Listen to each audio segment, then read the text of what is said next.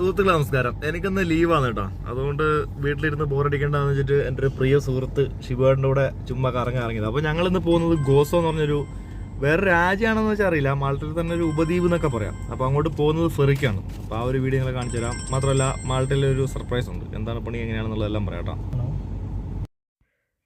ഇതാണ് സുഹൃത്തുക്കളെ നമ്മൾ പോകുന്ന ഫെറി. വണ്ടി ഇതിനകത്തേക്ക് ഓടിച്ച് കയറ്റുക, മേളിൽ പോയിരിക്കുക, അപ്പുറത്തെത്തിക്കുക. ഇതൊക്കെയാണ് ഫെറിയുടെ ഉദ്ദേശം.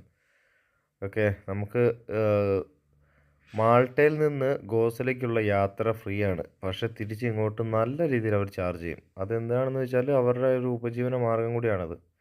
ഓക്കെ, ഷിബേട്ടൻ്റെ ബെൻസ് വണ്ടിയാണിത്, ട്രക്കാണ്. ഇതിനകത്ത് പാഴ്സലായിട്ടുള്ള കുറച്ച് സാധനങ്ങളുള്ളത്. നമുക്ക് ഡെലിവറിയാണ് ഓരോ ഷോപ്പുകളിലേക്ക് സാധനങ്ങൾ, പ്രത്യേകിച്ച് ഐസ്ക്രീം അല്ലെങ്കിൽ അതുപോലുള്ള ഫുഡ് ഐറ്റംസ് ഡെലിവറി ചെയ്യുന്ന പരിപാടിയാണ്. അപ്പോൾ ഇന്ന് മാത്രം നമ്മൾ ഗോസോ എന്ന് പറഞ്ഞ രാജ്യത്തെ ആ ദ്വീപിലേക്ക് പോയിട്ട് അവിടെ ഡെലിവറി വേണം. ബാക്കിയുള്ള ദിവസങ്ങൾ ഈ മാൾട്ടീസൊക്കെ തന്നെ നല്ല സുഖമുള്ള പരിപാടി കേട്ടോ. എന്തായാലും ഫെറിക്കകത്ത് നമുക്ക് ഫസ്റ്റ് സാധനം കിട്ടി, ഫ്രണ്ടിലെത്തി. ഉണ്ണിയേട്ട ഫസ്റ്റേ നമ്മളങ്ങനെ ഫെറിക്കകത്തേക്ക് കയറി പോവുകയാണ്. 2-3 സ്റ്റെപ്പ് ഇറങ്ങി കയറി പോകുമ്പോൾ നമ്മൾ അപ്പർ ഡെസ്കിലെത്തും. ഇവിടെ നല്ല വിശാലമായൊരു ഷോപ്പിംഗ് കോംപ്ലക്സ് പോലത്തെ സംഭവമാണ്. ഇതൊരു ഫെറിയാണോ ബോട്ടാണോ കപ്പലാണോ നമുക്ക് മനസ്സിലാവാത്ത ഒരു മീഡിയം സിറ്റുവേഷനാണ്.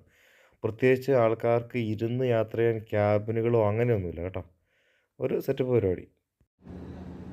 എന്തായാലും ഞങ്ങൾക്ക് ഭാഗ്യമുണ്ട്, വന്നപ്പോൾ തന്നെ ഫെറി വിടാനുള്ള സെറ്റപ്പാണ്. ഒരു ചേട്ടൻ വന്നിട്ട് തന്നെ കയറ് കെട്ടിയിട്ട് റിമോട്ട് അവിടെ ഇവിടെയൊക്കെ ഞെക്കിപ്പോൾ നമ്മൾ വന്ന സ്റ്റെപ്പ് ഇത് കണ്ട. നമ്മൾ വന്നല്ല കേട്ടോ, ഇത് പാസഞ്ചേഴ്സിന് കയറാനുള്ള. നമ്മൾ വന്നതിൻ്റെ അടിയിലല്ലോ, ഇത് പാസഞ്ചേഴ്സ് നടന്ന് കയറാനുള്ള സ്റ്റെപ്പ്.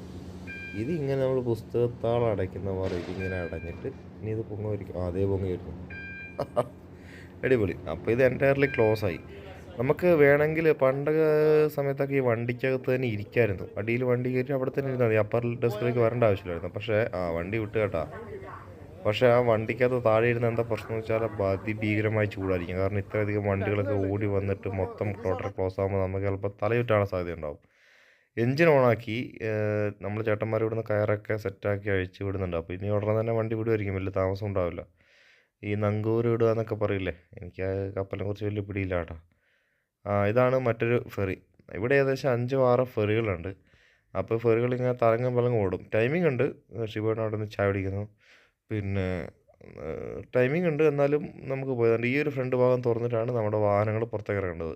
നമ്മളിപ്പോൾ സഞ്ചരിക്കുന്ന ഫെറിയുടെ ഇവിടുന്ന് ഏകദേശം എനിക്ക് തോന്നുന്നു ഒരു 1.5-2 കിലോമീറ്റർ അടുത്ത് ദൂരമേ ഉള്ളൂ. നമുക്ക് കേട്ടോ അങ്ങ് കാണുന്ന സ്ഥലമാണ്. നമുക്കിവിടെ നോക്കിയാൽ കാണാം. ഒരു പാലം പണിത് കഴിഞ്ഞാൽ നമ്മുടെ നാട്ടിലേക്ക് ഒരു അത്ര ഒരു 1 കിലോമീറ്റർ 1.5 കിലോമീറ്റർ പാലം പണിയാന്ന് വലിയ സീനല്ല. പക്ഷേ ഇവർ പാലം ജീവൻ പോയ പണിയില്ല. എന്താ കാര്യം എന്നറിയാമോ? തിരിച്ച് അവിടെ നിന്ന് ഇങ്ങോട്ട് ചാർജ് ചെയ്യുന്നത് 30 യൂറോയൊക്കെയാണ് ഒരു ട്രക്കിന്.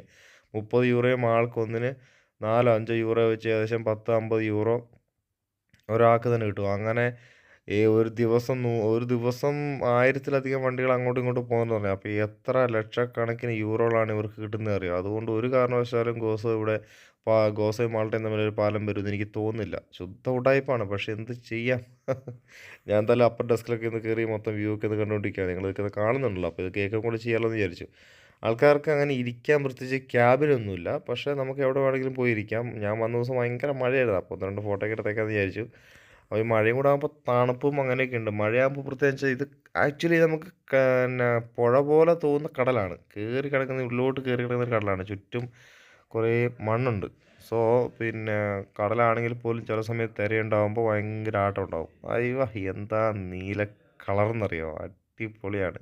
ഇതിൽ വേറെ സംഗതിയുണ്ട്. നമ്മളൊരു തീരത്തോടെ എടുക്കുമ്പോൾ ഈ ഫ്രണ്ട് വശമില്ലേ, ഫ്രണ്ട് ഇങ്ങനെ ഈ കപ്പലിൻ്റെ മുൻഭാഗം കൂമ്പി നിൽക്കുന്ന ഈ ഭാഗം ഇതങ്ങ് പൊങ്ങും.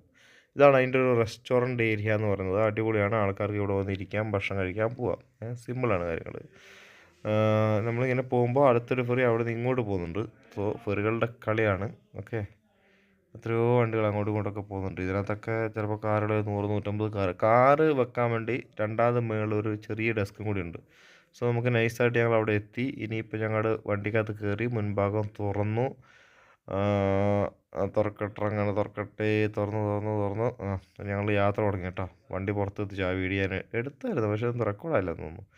സോ ഇതാണ് നമ്മൾ വന്ന ഗോസോയുടെ ഒരു ചെറിയ ഭാഗം. ഞങ്ങൾക്ക് ഇന്ന് പല സ്ഥലങ്ങളിൽ ഡെലിവറി ഉണ്ട്. അത് കഴിഞ്ഞിട്ട് വൈകുന്നേരം തന്നെ തിരിച്ചു പോകും. 12 മണിയാകുമ്പോൾ കഴിയുന്നു അടുത്ത വണ്ടിക്ക് പോകണം. രാവിലെ 8 മണിക്ക് വന്നത്. ഇതാണ് ഞങ്ങൾ വന്ന വണ്ടി കേട്ടോ, ബെൻസിൻ്റെ വണ്ടിയാണ്. ഓരോരോ വീടുകളിലും ഷോപ്പുകളിലൊക്കെയാണ് ഡെലിവറി. ഓക്കെ.